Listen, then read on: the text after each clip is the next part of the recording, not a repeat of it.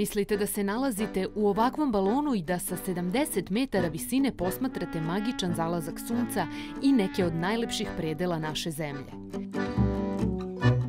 Ja sam to doživela, ali znate već, ne može se tek tako vinuti u nebesa.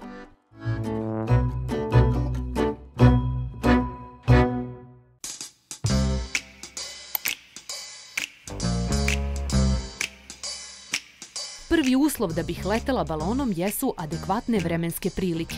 Danima sam sa našim meteorologom pratila prognozu. Mislim da imaš sreće danas.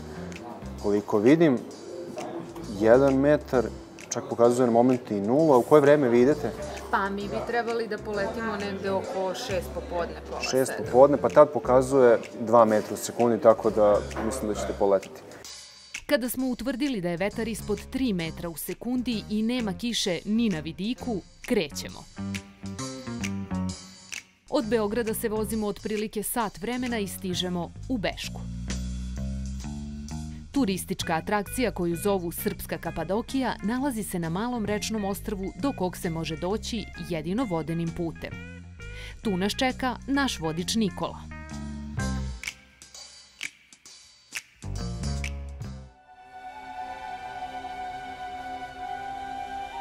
Prolazimo ispod Beščanskog mosta i polako se sada krećemo katamaranom do Krčedinske ade.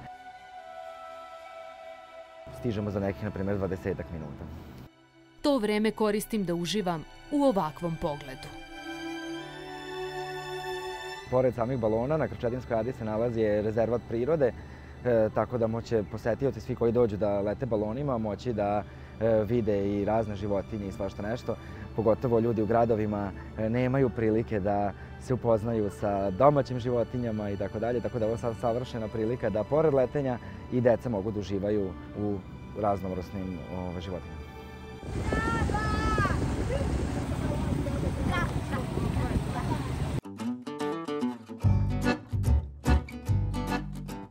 Dolaskom na ostrvo prvo što vidim jesu pripreme balona za let.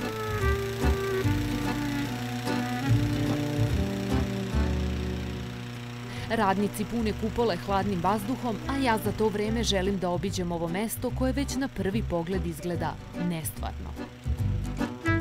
Slađana je naš domaćin i ona je odrasla u ovim krajevima pa dobro poznaje ostrvo. Ovde ne može ni da se dođe, ni da se boravi ukoliko se ne poštuju neka pravila prirode. A to znači da mora da se poštuje vreme i da mora da se prati nivo Dunava. I baš zato stočari ovde tokom proleća, negde u maju i junu, dovode svoju stoku na ispašu. Jer ovo je jedan veliki pašnjak, ovde travu niko ne kosi, životinje same pasu i održavaju je ovakvom kakva je. Ali ono što je posebno interesantno u Zadu jeste da ona je različita u različito godišnje doba i nikada ne znate šta ćete ovde videti, ni koje životinje ćete sresti. Njih ima zaista mnogo, ali da li ćete danas videti podolsko goveče, to sad sve zavisi od toga da li je možda otišlo u šumu da odmara ili je ipak hladniji dan pa je tu da pije vode. Znači morate možda da dođete i više puta i da vidite ovu prelepu prirodu i ove životinje koje ovde mirno žive.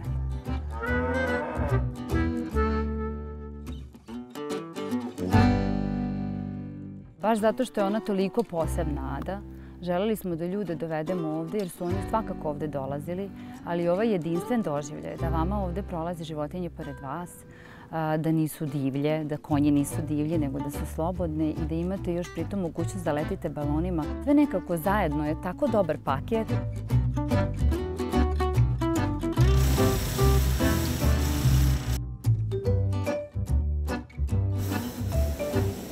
Razviti turizam u ne tako posećenoj oblasti naše zemlje bila je ideja opštine Inđija. To je prihvatila turska kompanija koja organizuje letenje balonima, pa je njih 7 ovog proleća sletelo na Krčedinsku adu. A došli su i specijalno obučeni piloti iz Kapadokije koji će balonima upravljati tokom čitavog leta.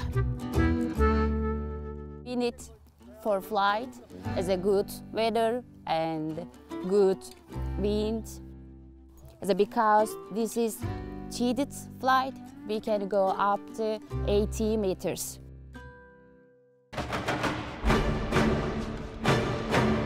Sve uslove imamo, pa je vreme da i mi doživimo to iskustvo. Nakon ne baš jednostavnog ulaska u korpu i naglog osjećaja toplote zbog uzletanja, usledio je ovaj prizor.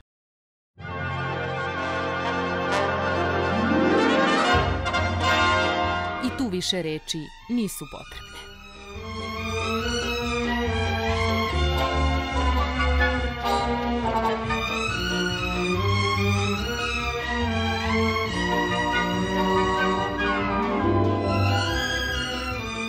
Super je bilo, stvarno fenomenalno iskustvo. Šta vam je najlepše ovde? Pa, ceo ambijent. Mene su doveli kao iznenađenje za rođendan, pa ja nisam ni znao da ću doći ovde i nisam tek sad kad sam vidio balone sam sad... Koji je rođendan u pitanju? 15. Pa je li ovo najlepši rođendan? Pa jedan najlepši. Fantastično. Svetsko, a naše. I prosto neki taj jedinstven doživljaj, ovde spoj prirode, ove harmonije u kojoj životinje žive i ovih balona, taj neki adrenalin kod ljudi koji se javi, zaista je posebno.